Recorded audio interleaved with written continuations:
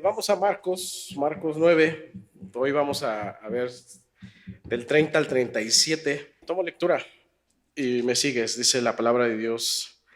Habiendo salido de allí, caminaron por Galilea y no quería que nadie lo supiese, porque enseñaba a sus discípulos y les decía: el Hijo del Hombre será entregado en manos de hombres y le matarán, pero después de muerto resucitará al tercer día. Pero ellos no entendían esta palabra y tenían miedo de preguntarle. Y llegó a Capernaum, y cuando estuvo en casa, les preguntó: ¿qué disputáis entre vosotros en el camino? Mas ellos callaron, porque en el camino habían disputado entre sí quién había de ser el mayor. Entonces él se sentó y llamó a los 12 y les dijo: si alguno quiere ser el primero, será el postrero de todos y el servidor de todos. Y tomó a un niño y lo puso en medio de ellos, y tomándole en sus brazos, les dijo: el que reciba a mi nombre a un niño como este, me recibe a mí, y el que a mí me recibe, no me recibe a mí, sino el que me envió. Vamos a orar. Dios, damos gracias por esta mañana, gracias por la vida, gracias por el simple hecho de poder ver, respirar, poder estar aquí, Señor, con mis hermanos, de poder vernos de nuevo, Señor, y saber, Señor, que es tu misericordia y tu gracia que nos permite estar, Señor. Hoy queremos ponernos en tus manos en este tiempo de tu palabra. Danos la guía, tu espíritu para ser enseñados, para ser consolados, confrontados, Señor. Y también con el deseo, Señor, de obedecerte en todo lo que tú nos llamas a hacer, Señor. Perdona nuestras ofensas, perdona nuestras malas decisiones, nuestros malos pensamientos, Señor. Límpianos, que tu palabra nos complete, nos redarguya, Señor, y nos permita seguir adelante en tu verdad, Señor. Tuya es la gloria y la honra, en el nombre de Jesús. Amén. Amén. Bien, hermanos, titulamos este mensaje: la verdadera grandeza. ¿No? Esto es razón de esta pregunta que los discípulos se hacían al caminar con Jesús. Ellos disputaban, ¿verdad?, de saber quién era el más grande. Y obviamente, ¿se acuerdan que anteriormente el Señor se transfiguró y llevó a 3 personas? Y esto pudo haber sido la causa de que a lo mejor de esta disputa entre ellos, en el que Juan, Jacobo y Pedro, de alguna manera decían: el Señor nos llevó y somos mejor que ustedes, ¿no? Entonces otros seguramente querían como sacar lo mejor de ellos y decían: no, yo soy mejor por esto, yo soy mejor porque el Señor hizo esto, ¿no? Y entonces Jesús aquí al final va a tratar con este concepto de grandeza y va a poner de cabeza el concepto al concepto del mundo, al concepto de cómo ellos estaban entendiendo este tipo de grandeza. Por eso titulamos este sermón: la verdadera grandeza, para que tú y yo podamos comprender qué es la grandeza. ¿Quién es grande solamente? ¿En qué sentido nosotros podemos ser llamados grandes? La palabra nos dice que somos real sacerdocio, nación santa, pero digamos, atributos, o podemos llamarlo así, el sentido de cómo somos llamados nosotros, pues la razón es Cristo, ¿no? Porque Cristo es el grande, Cristo es el más grande de todos los hombres. Él es Dios, Él es soberano. Ya habíamos visto en la resurrección que la resurrección nos habla de que Él es soberano, de que Él es Dios, de que Él es grande, Él es fuerte. Entonces, el hecho de que seamos considerados, o sea, seamos llamados hijos de Dios, que seamos llamados real sacerdocio, nación santa, pueblo adquirido, es porque Jesús es grande y porque Él mora en nosotros. El concepto humano, el concepto del mundo, de la grandeza, es algo que no deja dormir a las personas, porque las personas siempre están pensando en ser grandes, ¿no? En ser mejor que otros, ¿no? No sé, en un trabajo, o algunas personas pues trabajan para ser mucho mayor que otras personas, o hay una lucha entre ellas de decir, yo sé más, ¿no? Y tú sabes menos. Y normalmente el mundo lucha con este concepto de grandeza y, y es normal porque es resultado de la caída de Adán y Eva, ¿no? De hecho, Caín mata a Abel, ¿por qué? Porque le tiene envidia a su hermano, ¿no? Él quiere ser más que Abel. Y en esa envidia, pues le mata. Y así podemos ver varios ejemplos, pero la grandeza bajo la perspectiva mundana, bajo la perspectiva humana, viene a desencadenar problemas, viene a desencadenar pecado, ¿no? Que siempre la grandeza, el que uno quiera ser más grande que otro, siempre tiene como objetivo matar. Incluso hay gobernadores que han matado, ¿verdad? Para que alguien no sobrepase su gobierno, ¿no? En Roma se escuchaba mucho, ¿verdad? De que era derrocado un rey y mataban a toda la gente. ¿Para qué? Para que a toda su familia, para que toda esa familia no tomara posesión después. Entonces, el concepto de grandeza del mundo tiene este objetivo: matar, robar, destruir, que son los mismos objetivos de Satanás. Y lo vimos cuando Satanás tienta a Jesús, ¿verdad? Si tú me adorares, yo te daría todos los reinos. Y le muestra a Jesús a todos los reinos. De hecho, algunos gobernadores en la historia se han llamado, ¿verdad? El Grande, Francisco el Grande, Pedro el Grande, Catalina la Grande, ¿verdad? ¿Por qué este sentido de querer ser superior, ¿no? O esta expresión de Magno, ¿sí has escuchado? Alejandro Magno, ¿no? Carlo Magno, Alberto Magno, este sentido, este Magno quiere decir el grande, yo soy mejor, yo soy el gobernador más grande, ¿no? Dando este mensaje de grandeza, de superioridad a otros, ¿no? No estoy diciendo que sea malo gobernar, no estoy diciendo que sea malo incluso tener riquezas o tener cierto conocimiento, pero el problema es cómo definimos la grandeza y cómo llevamos, o sea, este concepto al concepto bíblico, porque Jesús le va a poner este concepto de cabeza y dice: el que quiera ser grande tiene que servir a otros, ¿no? El que quiera sentirse grande tiene que estar por debajo de otros, ¿no? Y si nosotros creemos en la palabra de Dios como esta fuente de verdad, pues tenemos que ir a ella para saber qué es la grandeza, ¿no? Y en este pasaje Jesús les va a definir a sus discípulos este concepto, el cual ellos discutían sobre quién sería el mayor. Entonces, Marcos abre una nueva sección, está abriendo una sección donde va a intensificar el discipulado de sus discípulos. Es decir, recuerdas que ya estamos del 9:30, entonces ya falta poquito para que Él entre triunfalmente. De hecho, Jesús en estos momentos, Él ya está dirigiéndose a Jerusalén, ya está bajando. Él se encuentra en Cesarea de Filipo, ¿se acuerdan? Está el Monte Hermón donde se transfiguró. Él baja del Monte Hermón con los tres, se da cuenta que están discutiendo los 9 discípulos con los escribas y con la gente. El hombre endemoniado se presenta ahí.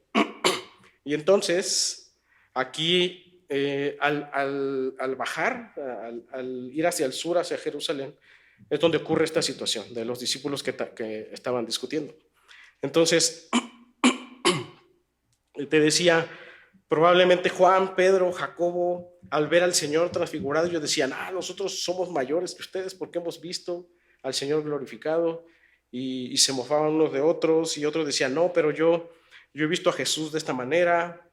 Y a lo mejor estos 3 discípulos se sentían grandes también porque veían a estos discípulos. ¿Se acuerdan que estos 9 no pudieron sacar el demonio del endemoniado? Entonces probablemente ellos estaban así con preguntas, estaban cabizbajos, estaban un poco desanimados quizá, ¿no? Y entonces por eso sucede esta situación y Jesús toma el control, ¿verdad? De la situación, como lo hizo anteriormente, ¿verdad? Con los escribas, como lo hizo con el padre del muchacho, ¿verdad? Que lo consoló, como lo hizo con los discípulos instruyéndoles, de por qué no habían podido. ¿Se acuerdan que ellos dijeron, por qué no pudimos sacar el demonio? ¿No? Dice, este demonio es de otro género, dice, pero este demonio solamente con oración y ayuno, ¿no? Entonces, Jesús está yendo hacia Jerusalén para ser entregado, y entonces vamos a entrar aquí al pasaje, en versículo 30, y vamos a desarrollar. Dice, habiendo salido de allí, caminaron por Galilea, y no quería que nadie lo supiese, porque enseñaba a sus discípulos y les decía, el Hijo del Hombre será entregado en manos de hombres y le matarán, pero después de muerto resucitará al tercer día. Es decir, cuando van caminando hacia el sur, caminaron por Galilea y no quería que nadie lo supiese. Yo creo que Jesús aquí está, el objetivo de Jesús, ¿se acuerdas? Es ir a Jerusalén para entrar y para ser entregado. Entonces Jesús probablemente no quería que supieran para que el plan no fuese movido, por así decirlo. Entonces, pero llama la atención que en el 31 dice que mientras bajaban ellos, Él les enseñaba a sus discípulos. O sea, mientras caminaban, Jesús estaba enseñando. ¿Y qué les enseñaba? El Evangelio, ¿verdad? Porque dice, y Él les decía, el Hijo del Hombre será entregado en manos de hombres y le matarán, pero después muerto resucitará al tercer día. Y imagínate los discípulos, Jesús, ¿por qué nos dices esto? Pero Jesús realmente los está enseñando a estas cosas, a lo que va a pasar. No les está poniendo sobre aviso. Es interesante porque que diga aquí, no dice, les puso sobre aviso de lo que va a pasar, sino les enseñaba. Es decir, ellos tenían que aprender lo que iba a pasar, de que Jesús iba a morir y de que Jesús iba a resucitar. Entonces, Jesús ya les había dicho esta enseñanza, dice en el 8:35, si quieres regresar nada más una página, 8:35.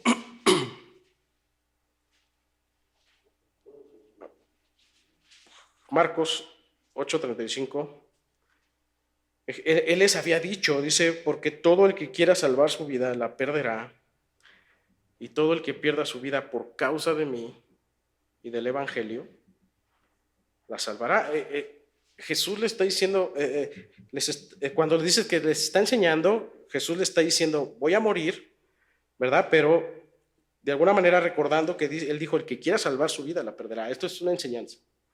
Y dice, y todo el que pierda su vida por causa de mí y del Evangelio, la salvará.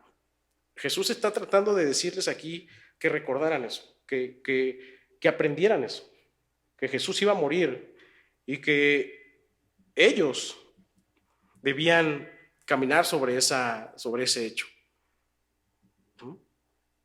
Dice, que debían caminar por causa de ese hecho que era el Evangelio. Dice, causa de mí y del Evangelio, dice, la salvará. Por eso ellos debían aprender este plan. Ellos debían comprender este plan. No tanto así como solo recordarlo, no solamente así para ponerlo sobre aviso, sino aprenderlo, guardarlo, para saber cómo ellos iban a actuar después de que sucediera. Para saber qué ellos debían hacer después de que sucediera. Para saber al entender que ya habíamos visto la resurrección, que la resurrección iba a ser esta idea de que Jesús era Dios, de que Jesús era soberano. ¿Se acuerdan que vimos eso? Y que ellos debían entonces esperar, ellos debían tener la esperanza, por eso debían aprenderlo. No solamente tratar de recordarlo como algo, como un hecho. Entonces, y te decía, es interesante porque este hecho de la muerte y la resurrección es lo que podemos ver aquí que hizo grande al Señor Jesús. Su plan, el plan glorioso de Dios en Cristo, y Dios exaltó al Hijo, y Dios le entregó todas las cosas al Hijo. Eso hizo grande a Jesús, puesto que Él satisfizo la ira de Dios en su muerte y su resurrección. Y eso es lo que hace grande a Jesús, su muerte y su resurrección. La grandeza de Jesús tenía que ver con cumplir este plan. Y entonces Él lo anuncia aquí. Y al anunciarlo, Él lo está enseñando y eso hace grande a Jesús, porque al suceder estas cosas, sus palabras no cayeron. Sucedió tal cual. Él prometió resucitar y así ocurrió, tal cual. Y se cumple. Jesús aquí, al decirles estas cosas, al recordarles lo que va a pasar para que ellos aprendieran, entonces Él está anticipando este concepto de grandeza que va a definirlo más adelante. ¿Por qué? Porque este hecho de la muerte y la resurrección hace que Jesús sea grande. ¿Por qué la muerte, por qué la resurrección de Jesús hacen que le veamos a Él como el Dios grande?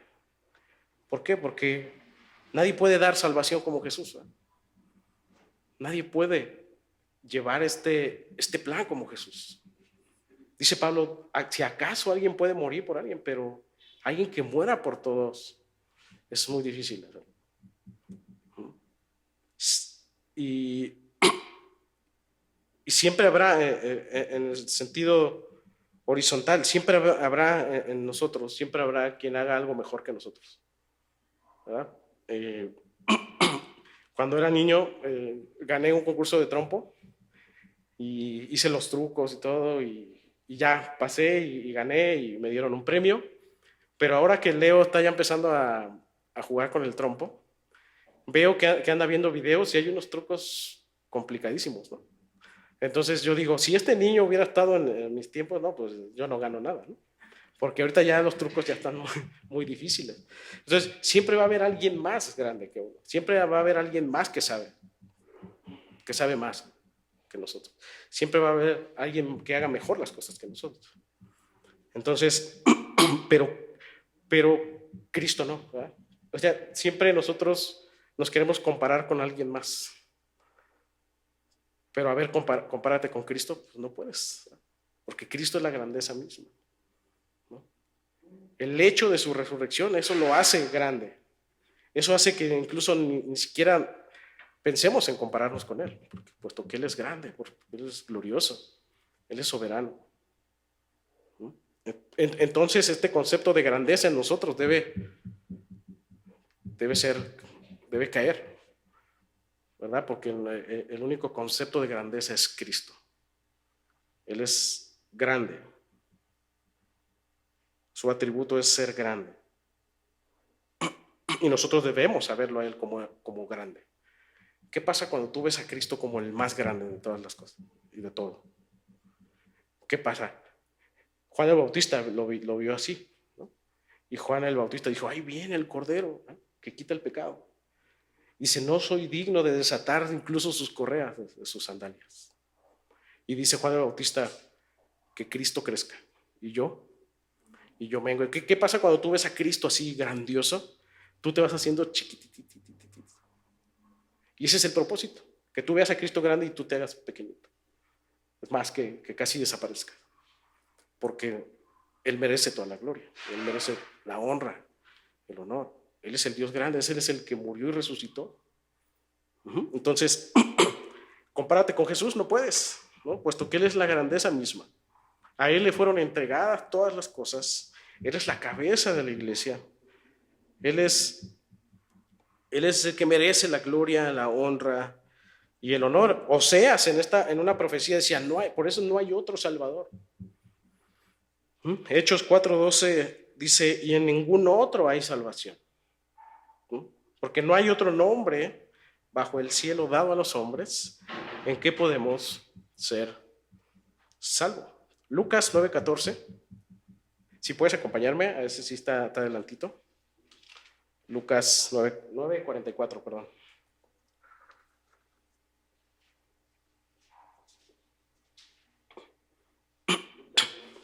Lucas 9:44. Es esta misma historia. Es paralelo a lo que acabamos de hablar. Y fíjate cómo lo expresa Lucas, diciendo, haced que os penetren bien en los oídos estas palabras. Primero ha dicho, Él les enseñaba, Marcos dice, les enseñaba que Él debía morir y resucitar. Pero Lucas dice que él dijo, haced, os penetren bien en los oídos estas palabras. ¿Cuáles palabras? Que él iba a morir y que iba a resucitar, ¿no? Porque acontecerá que el Hijo del Hombre será entregado en manos de hombres. ¿Mm? Jesús le dijo, literalmente, mi muerte y resurrección debe penetrarse en sus oídos. Por eso te decía, Marcos dice, les enseñaba. El punto era que ellos tenían que basar su vida en estos hechos, ¿no? Aún si tenían que morir, aún si tenían que padecer, ¿no? Jesús ya ha hablado esto del padecimiento, de identificarse con él. Y Jesús, Marcos aquí los está introduciendo a lo que les va a corregir en cuanto a la grandeza, ¿no? Pero ante esto, hermanos, nuestra vida y tu vida, mi vida y tu vida, deben estar basadas en lo que Jesús hizo, en el Evangelio, en que Él murió y resucitó. Estos hechos del Evangelio deben penetrar nuestros oídos. Deben estar aquí en nuestra cabeza todo el tiempo, porque esa es la base de nuestra esperanza, la base de nuestra fe, que Cristo murió y que Él resucitó. Y al tener penetrado en nuestros oídos esto, al guardarlo en nuestro corazón, eso es lo que va a transformar nuestra vida. Y la añadidura es las buenas obras, ¿no? La añadidura es la obediencia. Antes, Cristo debe mostrarnos su plan, su obra. Antes, Cristo debe estar aquí, penetrado en nuestros oídos, en nuestro corazón. Así que la grandeza tiene su fundamento, la grandeza de Cristo tiene su fundamento en el Evangelio, en lo que Cristo hizo por nosotros. ¿Qué estás escuchando? ¿Qué está penetrando en tus oídos ahora? ¿En qué estás poniendo más atención a tus oídos? El Evangelio debe penetrar nuestros oídos, tiene que retumbar nuestros oídos. Debemos atesorar su Evangelio todos los días, en todo momento, recordar lo que Él hizo por nosotros, ¿no?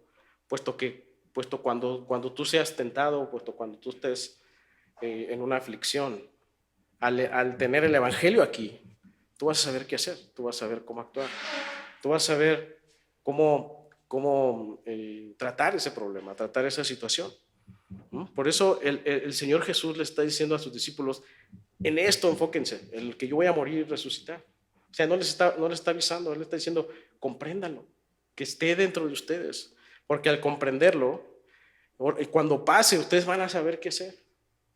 ¿No? Confíen en eso, ustedes van a saber qué hacer cuando yo resucite. ¿No? Jesús les había dicho, me tienen que esperar en este lugar una vez que yo resucite. Pero ¿qué hacen ellos? Se fueron a pescar. ¿No? Y Jesús va por ellos y les prepara su pescado asado, ¿no? Pero no comprendía, ¿no? Por eso Jesús le está diciendo aquí, tiene que estar aquí, penetrado a tus oídos, lo que va a pasar para que sepan qué hacer. Entonces, cuando empezamos a ver la grandeza de Cristo, cuando empezamos a ver realmente quién es Cristo como el Dios grande, nos vamos haciendo pequeñitos. Ese es el propósito, que tú vayas haciéndote más pequeño y que Él vaya haciéndose más grande todo el tiempo. Es necesario que Él crezca en nosotros. Y nosotros, por consecuencia, menguemos. Aquí el factor el orden del factor sí altera el producto. No es que yo me esfuerce en hacerme chiquito y ya Él crezca, ¿no? Es primero que Él crezca y por consecuencia yo me voy haciendo pequeñito. En la medida que yo le voy viendo como el grande, al atesorar su evangelio, al saber que solamente Él puede dar vida, morir y resucitar por mí, entonces en ese momento, cuando ya está penetrado aquí, entonces yo voy disminuyendo hasta que digamos, estoy aquí, Señor, no puedo hacer nada, estoy para ti. Ahora, sus discípulos tenían cara de interrogación a lo que Jesús dijo. Dice el versículo 32, acompáñame.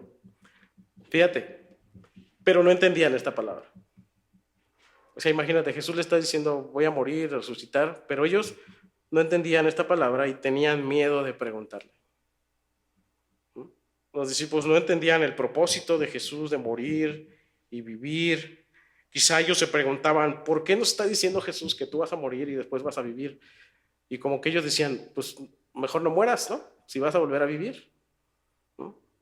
Ellos decían, ¿qué significa que diga él va a resucitar? Pues obviamente no habían visto, sí lo habían visto en realidad, puesto que él había resucitado a personas, pero en ese momento ellos no entendían, ¿no?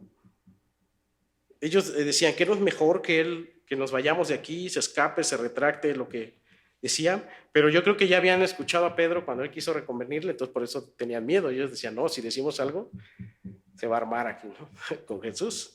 Entonces, ellos tenían miedo de preguntar. En Mateo 17:23, que es la misma historia, solamente lo voy a citar, dice que además de que, dice Marcos que ellos no entendían, pero Mateo nos dice que se entristecieron.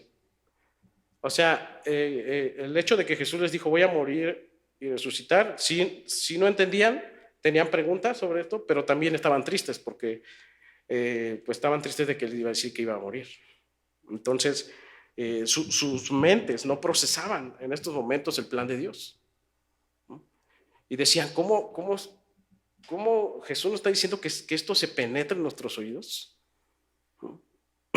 Jesús sería muy paciente con ellos, puesto que les daría el Espíritu Santo más adelante, y donde ellos comprenderían todas estas cosas que les había dicho. Pero más tarde ellos lo entenderían, ya con el Espíritu Santo, de que no estarían solos y entenderían los propósitos de Dios. Jesús sabía de su incapacidad en estos momentos para comprender, y esto es algo común en nosotros, que muchas veces cuando pasa esto tenemos miedo de preguntar. Y cuando no preguntamos, yo cuando doy clase le digo, ¿hay dudas? Y pasa mucho cuando somos alumnos, tenemos miedo de decir, ¿no? Tenemos miedo de preguntar algo que no sabemos, ¿no? Entonces, cuando no preguntamos qué pasa, nos quedamos con la duda, ¿verdad? Cuando no preguntamos qué pasa, pues hay ignorancia porque no nos están enseñando como tal. Y es lo que está pasando con los discípulos. Ellos escuchan lo que Jesús les dice y no preguntan por miedo, no preguntan por ignorancia. Y cuando hay ignorancia, hay disputa. Y es lo que estaban haciendo. Disputa por lo insignificante. Cuando nosotros no preguntamos y no queremos conocer, ¿verdad?, la verdad, entonces, ¿qué pasa cuando no queremos conocer la verdad? Nos creamos una verdad nosotros mismos. Puede ser que sea esto. Y entonces al chocar con la verdad empezamos a disputar. Empieza a haber caos. Y eso es lo que pasó con los discípulos, ¿no? No preguntaron, se quedaron con la duda y entonces empezaron a preguntarse otro tipo de cosas, ¿no? Como diciendo, ¿quién es el mayor de entre nosotros? Dice el 33, y llegó a Capernaum, y cuando estuvo en casa les preguntó, ¿qué disputabais? Jesús, sabiendo sus corazones, ¿verdad?, sabiendo qué pasaba en sus mentes. ¿Entre vosotros en el camino? Tenían miedo de preguntar lo importante, pero sí no tenían miedo de disputar lo insignificante, ¿no? Lucas 9:47 dice, y Jesús percibiendo los pensamientos de sus corazones. Jesús sabía qué había en sus corazones. Ellos habían llegado a Capernaum, quizá a la casa de Pedro o de Juan, y el Señor va a tratar con ellos. Y aquí me encanta Jesús porque toma esta situación para poder enseñarles, para discipularlos. Y les dice, ¿qué disputan? 34, más ellos callaron. Y sí, híjole, el Señor sí supo qué es lo que estábamos diciendo. Porque dice, en el camino habían disputado entre sí quién había de ser el mayor. ¿Quién? Ellos callaron porque sabían que había orgullo en sus corazones, ¿no? Yo creo que en esta disputa ellos mismos sabían que estaba mal lo que estaban haciendo, pero quisieron hacerlo como en silencio para que Jesús no escuchara, ¿no? Pero Jesús sabía que había en sus corazones y les pregunta, ¿qué disputan? Entonces, imagínense a Pedro, no, yo soy Yo cuando Jesús ya no esté, voy a poner el Magnus Pedro, ¿no? O el Magnus Juan, ¿no? O John Magnus, ¿no? De hecho, ya había pasado Carlos Magno, ¿no? Ya había, anteriormente a esto, ya Carlos Magno ya había conquistado tierras, ¿no? Pero me encanta, hermanos, porque el discipulado de aquí, de Jesús, lo que Jesús quiere hacer aquí es corregir, alinear sus corazones. Jesús quiere tratar con este corazón de orgullo, este corazón arrogante, de decir, ¿quién va a ser el mejor? Imagínate que incluso en iglesias pasa, ¿no? ¿Quién es el mejor pastor o quién es el mejor hermano, ¿no? ¿Quién es el que más hace? ¿Quién es el que...? Y eso sucede, ¿no? Que en nuestra naturaleza siempre queremos ver quién es mejor que otro. Y es lo que está pasando aquí con sus discípulos. ¿Quién sabe más o quién sabe esto o quién ha estado más con el Señor? ¿No? Pero Jesús tiene esta intención de corregir sus vidas, alinear su corazón. Y fíjate lo que les dice. Y entonces él se sentó y llamó a los 12 y les dijo, si alguno quiere ser el primero, aquí ya Jesús ya va a definir la grandeza. Si alguno quiere ser el primero, será el postrero de todos y el servidor de todos. Imagínense sus caras de los discípulos aquí. O sea, a pesar de que Jesús subió con 3 discípulos, no dijo, estos 3 son los mejores, ¿verdad? Porque subieron conmigo. Al contrario, te decía, cuando vimos este tema, te decíamos que Jesús sube con ellos porque eran los más ignorantes, eran los más cabezas huecas. Y aquí llama a los 12 y les dice, el que quiere ser el primero será el último. Y el servidor de todos, ¿no? Y Jesús se sienta, tal como un maestro llamaba a sus discípulos para enseñarles este principio. Y Jesús aquí está rompiendo con todas estas falsas esperanzas que ellos tenían. Imagínense Pedro, Juan diciendo, y vamos a tener un lugar especial en el cielo, vamos a ser los mayores, porque ya le vimos glorificado, ¿no? Y Jesús con esta pregunta, con este principio, hace caer sus falsas esperanzas. Jesús pudo haber dicho, necios, ¿no ven que yo soy el más grande? ¿No ven que yo soy el Señor? Pero Jesús no tenía esa intención directa de decirlo, ¿no? Jesús quería que ellos vieran que se trataba de él, aunque era cierto que él era grande, más bien él les dice, la grandeza no se trata de ser el primero que todos, se trata de ser el último, se trata de ser el sirviente de todos. Jesús está describiendo, Jesús en esta expresión se está describiendo a él mismo. Él con esta expresión te dice, o sea, vean que yo soy grande, yo vine a servirles, no vine a ser servido. Yo vine a servir a ustedes. Y Jesús está diciendo, o sea, vean, entiendan que yo soy el grande. Pero Jesús no lo iba a decir así. Jesús le está diciendo, el que quiera ser el primero tendrá que ser el último. Y por eso les había dicho ya 2 veces que él tenía que morir por ellos, resucitar, porque ellos también resucitarían, pero no entendían lo que Jesús estaba enseñando. Jesús estaba poniendo de cabeza este concepto de la grandeza humana. Esta expresión era un reto para ellos y también viene a ser un reto para nosotros, hermano. El buscar la grandeza es buscar el servir a otros, es buscar ser el último a otros. Prácticamente a permitir que otros,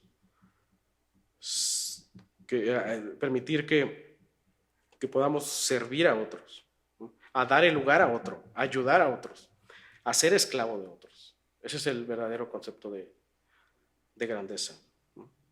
Quitémonos esa idea de que somos los preferidos de Dios, quitemos esa idea de que soy mejor que otro, quitemos esa idea de que eres hijo del rey, que eres hijo una princesa de Dios. Eso, quítate esa idea. Tu idea de grandeza debe ser servir a otros, ser esclavo de otros, ayudar a otros. Tú no eres ninguna princesa, ningún hijo del rey. Tú debes ser servidor. Porque Cristo vino a enseñarnos eso, Cristo fue el siervo sufriente. Y necesitamos ver a Cristo porque Él es el último. Él vino a servir, aún siendo Dios, Él vino a servir. Él vino a tratar con nosotros, con nuestra ignorancia. Jesús estaba afirmando algo imposible para el hombre caído, pero posible para Él. Entonces, por eso, hermanos, la bajeza de este mundo debe romper con nuestras ideas de que debemos ser mejor que otros, con las ideas de que debemos o veamos a otros como menor que nosotros, ¿no? Debemos mirar a Cristo, el que es grande, el que es fuerte, el que vino a servir. Y va a decir Jesús, ¿no les quedó claro? Fíjate el 36, y les va a dar un ejemplo sobre esto. Y les va a dar este ejemplo para que ellos pudieran comprender más. Y toma un niño. Y les dice en el 36, y dice, y tomó un niño y lo puso en medio de ellos. Y tomándole en sus brazos les dijo, antes, déjame... pues.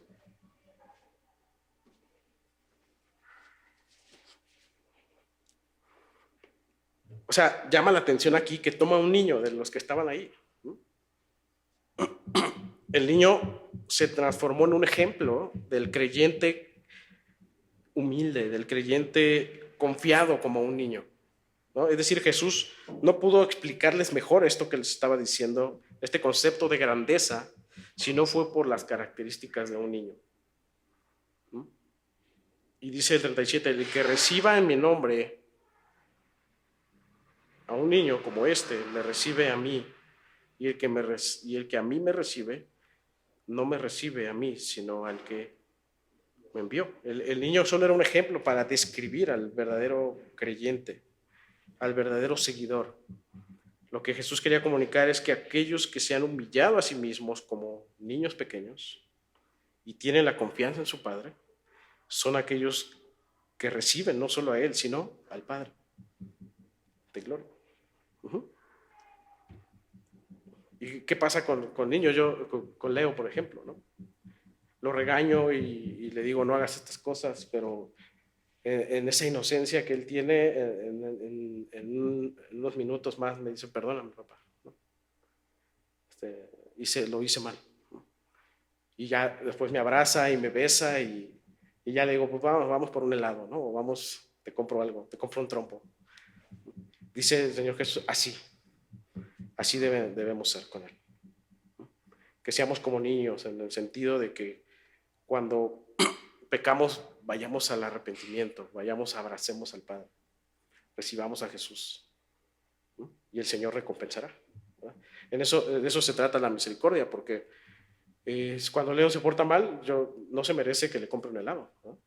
Porque él se portó mal, ¿no? Y yo le compro un helado, entonces es misericordia, porque a pesar de lo que hizo, yo le doy algo, un regalo. Y eso así es nuestro Señor Jesús. Cuando pecamos, nos arrepentimos, venimos hacia Él, aún así Él nos bendice y Él nos trata como sus hijos. Así el Señor, hermanos, desea que seamos sus discípulos, prontos al arrepentimiento y a la confianza, a la adoración, a la exaltación. Tengamos primeramente que el Evangelio penetre en nuestras vidas, que seamos llenos de su Evangelio, que seamos enseñados y que aprendamos de su Evangelio, para que entonces al atesorarlo podamos ver a Cristo como grande, y en ese ver a Cristo grande nosotros vayamos disminuyendo y tengamos esta actitud como niño de arrepentirnos, esta actitud como niño de abrazar al Padre, ¿no? Ya cuando el niño pasa adolescente cambian las cosas, ¿no? Por eso Jesús no agarró un adolescente sino agarró un niño, ¿no? Que el niño tiene esa inocencia de ir a su padre, abrazarlo, besarlo, estar con él, pasar tiempo con él. Leo me dice, vamos a jugar, ¿no? Necesitamos pasar tiempo, así, que seamos así con nuestro padre, ¿no? Y entonces el niño incluso es servidor también, ¿no? El niño, claro, en situaciones, Él atiende a lo que decís, tráeme esto o sirve esto, y ahí van los niños, ¿no? Que seamos así como ellos. Entonces, seamos como estos niños. ¿Quieres ser grande?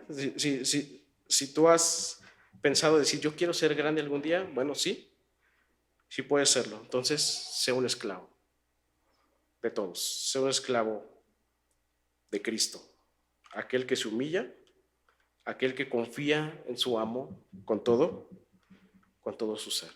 La grandeza tiene que ver con eso, con que seas esclavo de todos, que sirvas a todos, porque eso es lo que hizo nuestro Señor Jesucristo. Amén. Vamos a orar. Dios y Padre, te damos gracias por esta mañana, gracias por tu palabra, gracias porque nos recuerdas este concepto de grandeza. Primeramente entender, Señor, que no hay ser más grande que tú, que tu Hijo. Y esta grandeza se sustenta en el plan glorioso que Él vino a hacer en esta tierra, Señor. Morir, resucitar, ascender. Entonces, que al nosotros comprender esto, al comprender tu grandeza, al atesorar tu grandeza, Señor, y recordarla siempre, todos los días, entonces poder, al comprenderla, poder nosotros ir disminuyendo en nuestro sentir, en nuestros deseos, Señor. Que seamos aplastados por tu grandeza, Señor, para reconocerte siempre como nuestro Dios de magnificencia, Señor. Y que al disminuir tanto, Señor, podamos tener esta actitud como la actitud de un niño. Una actitud atenta, una actitud de arrepentimiento constante, una actitud de regresar al Padre, una actitud de pasar tiempo con el Padre, una actitud de amorosa, Señor. Que podamos tener este sentir como el de los niños, Señor, y poder reconocerte tal cual eres tú, Señor, el Dios grande, glorioso, aquel que merece toda la gloria y la honra, Señor. Gracias por enseñarnos, recordarnos, Señor, que la grandeza no se trata de ser mejor que otros, no se trata de tener mayor conocimiento o mejores habilidades que otros. Esa es la grandeza que el mundo nos enseña, Señor, pero lo que tú nos enseñas es que la grandeza tiene que ver con ser el último, con servir a otros, Señor. Y esto no en un sentido de esforzarnos, sino en un sentido de verte a ti, otra vez, de verte a ti, lo que tú viniste a hacer por nosotros, Señor. Morir por nuestros pecados, resucitar al tercer día. Entonces, identificarnos contigo y ser siervos tuyos para tu gloria. Te damos la gloria y la honra en el nombre de Jesús. Amén. Amén.